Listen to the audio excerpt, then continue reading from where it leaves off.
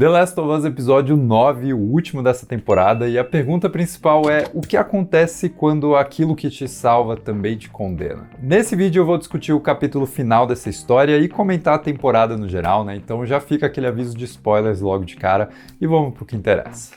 The Last of Us termina com um episódio um pouco corrido, na minha opinião, né? Esse é o mais curto da temporada, mas ainda assim a série entrega um final absolutamente emocionante que respeita demais o material original. Esse episódio tá completamente ancorado numa cena crucial que inclusive eu acho que não tem no jogo, né? Pelo menos não com esses diálogos mais explícitos. E eu tô falando do momento onde o Joe e a Ellie conversam sobre o tiro de raspão que ele tomou na cabeça, e o Joe revela que esse tiro foi dado por ele mesmo, né? Quando ele estava prestes a acabar com tudo, mas deu uma hesitada ali bem na hora de puxar o gatilho. E a Ellie ouve isso e se antecipa dizendo que, sei lá, o tempo cura qualquer ferida, né? Mas o Joe responde que não foi exatamente o tempo que curou ele. Aí os dois trocam um olhar super doce, né, de entendimento do que essa relação se tornou, e esse pra mim é talvez o momento mais emocionante da série toda, só que uma emoção completamente serena, né, longe dos sentimentos extremos que os personagens estão acostumados a viver nesse mundo tão difícil. Tudo é uma grande tragédia, né? Qual é o grande problema então, né? Esse sentimento que o Joe tem de que a Ellie é a grande responsável pela sua salvação emocional vai levar ele a cometer os atos terríveis que ele comete no final do episódio, não tanto em nome do amor que ele sente por ela, mas pelo seu próprio egoísmo, né? De ter encontrado um alívio para o seu vazio existencial e ser incapaz de viver de novo sem ter esse buraco de alma preenchido pela Ellie. A beleza trágica de The Last of Us é que a gente acompanha bem lentamente um cara se recuperar de um trauma terrível e a mesma razão que salva esse cara desse abismo faz com que ele mergulhe lá de novo. O Joel do final desse episódio é talvez a versão mais impiedosa dele que já existiu, né? Isso é algo que a direção do Ali Abazi captura com muito mais ênfase na tragédia do que na ação. Seja pela trilha sonora super dramática que meio que passa por cima do som das balas, né? Ou do jeito meio automático como o Joel executa as mortes, quase como se matar fosse um ato proporcional a qualquer outra ação de rotina. E ok, isso já foi dito antes, muitas vezes inclusive, mas por mais terríveis que sejam as atitudes do protagonista nesse final, a verdade é que assim, quem não faria isso para salvar uma pessoa amada, né? Você realmente trocaria a vida de um familiar seu por um mundo que já passou do ponto de salvação, um mundo formado por pessoas como David ou por grupos como a Fedra. E uma das coisas que eu mais gosto em The Last of Us é que essa história não exige que você tenha uma resposta pronta para isso, né? Mas ela te deixa ali refletindo e se colocando no lugar do Joel ou mesmo das outras pessoas que estão envolvidas nessa situação, né? Mas na temporada 2 a gente comenta mais sobre isso.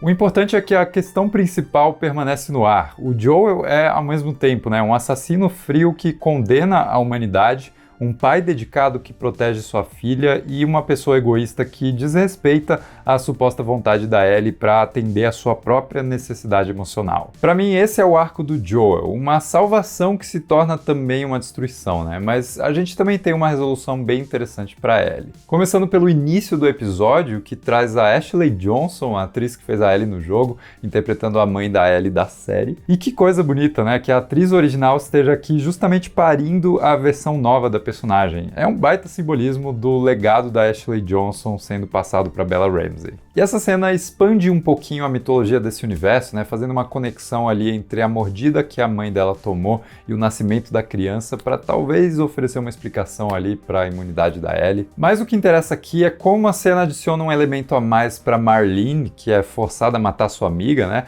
ecoando inclusive o fato de a Ellie no futuro ser forçada a matar o Riley depois. E mesmo prometendo cuidar da Ellie, a Marlene escolhe quebrar essa promessa e sacrificar sua própria moralidade para que o mundo tenha a esperança de uma cura, enquanto o Joel também sacrifica sua moralidade, mas pelos motivos egoístas que a gente comentou, né, para si mesmo. Com isso, o Joel volta atrás na sua atitude na cena com a girafa, onde ele oferece uma escolha para Ellie, caso ela não queira ir até o fim com isso. Só que ela quer, porque ela precisa que a sua vida, de fato, tenha um propósito maior nisso tudo, né? E é esse propósito que o Joel rouba dela quando ele decide por ela que a sua vida vale mais do que a vida da humanidade inteira. Aliás, de novo, o roteiro deixa isso em aberto, né, pra gente debater, já que eles nunca confirmam que a cura realmente seria alcançada pelo sacrifício dela. Então, ainda tem isso, né?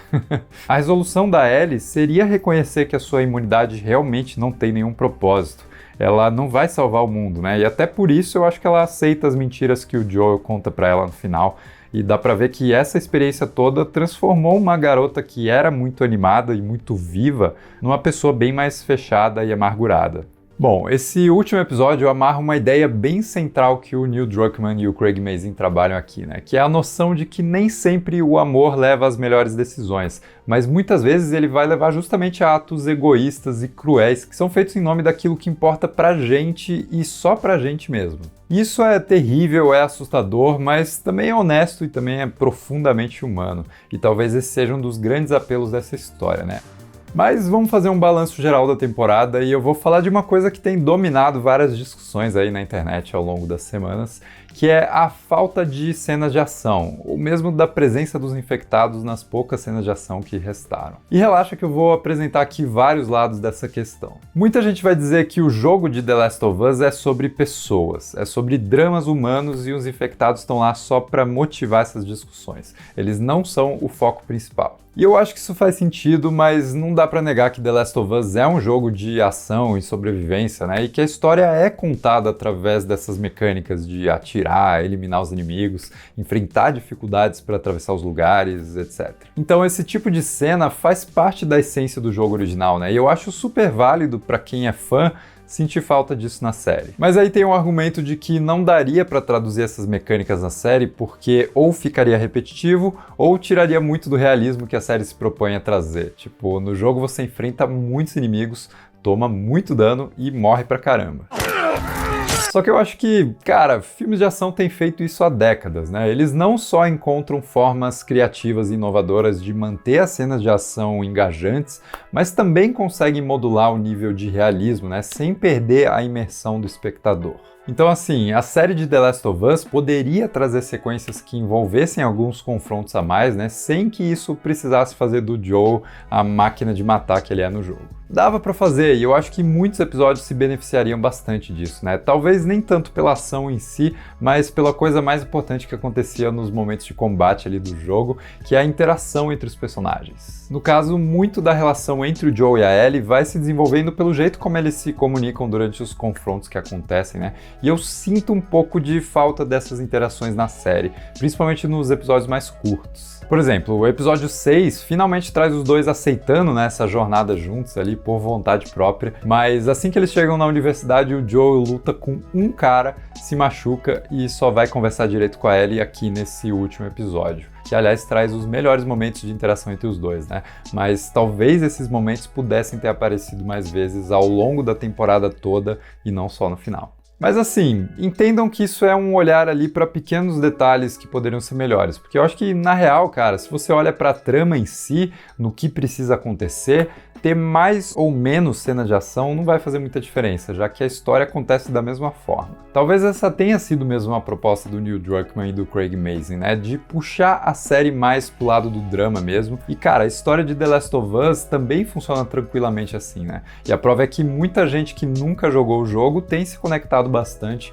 e não tem sentido essa falta de ação que incomoda mais os fãs mais antigos. Mas eu acho que tem um terceiro elemento nessa discussão que não está sendo muito citado aí, que é o lance do orçamento. Séries e filmes são coisas caras de produzir, né? Isso significa que tudo que você vê na tela é o resultado de um processo de escolhas extremamente limitado à verba que os caras têm. E pensando nisso, cara, repara como The Last of Us apresenta um design de produção extremamente rico e bem detalhado, né? Tipo, eles gravaram muita coisa em locações reais que foram completamente transformadas para se adequar a esse universo aí pós-apocalíptico do jogo. Por exemplo, o resort onde o David persegue a Ellie no final do episódio 8 era uma locação completamente planejada para pegar fogo de verdade, né? Eles conseguiam ligar e desligar as chamas o quanto eles quisessem. E esse tipo de controle no set envolve muito mais tempo e muito mais grana do que só fazer o fogo em computação gráfica depois. E fica muito melhor visualmente também, né? Isso vale para cada um dos cenários maravilhosos que a série apresentou ao longo da temporada e eu consigo ver os caras priorizando o valor de produção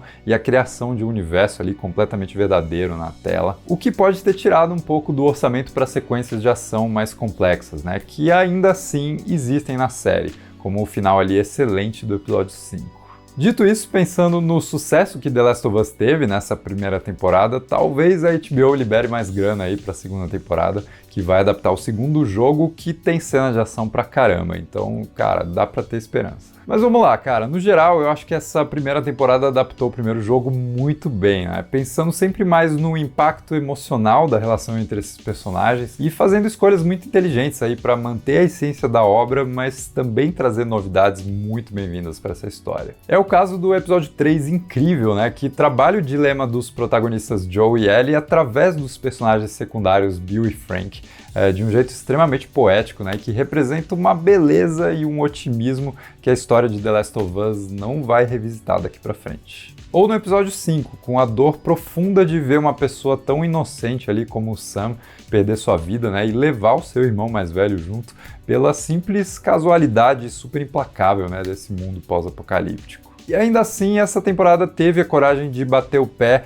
e manter muita coisa do jogo que já funcionava perfeitamente do jeito que era no videogame. O que me faz pensar que o segredo do sucesso numa adaptação de jogo, né, não é ser 100% fiel ou 100% diferente, mas é fazer escolhas conscientes ali a cada etapa do processo e se equilibrando muito bem ali entre essas duas opções. O principal para mim é que a gente não precisa dizer a série é melhor que o jogo, ou então o jogo é melhor que a série, né? Sei lá, eu acho que são duas experiências diferentes, mas complementares, que juntas deixam muito claro, né, o quanto The Last of Us é uma obra incrível. Pelo menos pra mim, né? Mas e pra você? O que você achou de The Last of Us essa primeira temporada? E principalmente se você não jogou o jogo, tenho muita curiosidade de saber o que você achou dessa história. Comenta aqui embaixo pra gente continuar discutindo. Se gostou do vídeo, não esquece de deixar um like, se inscrever no canal e a gente se vê no próximo vídeo.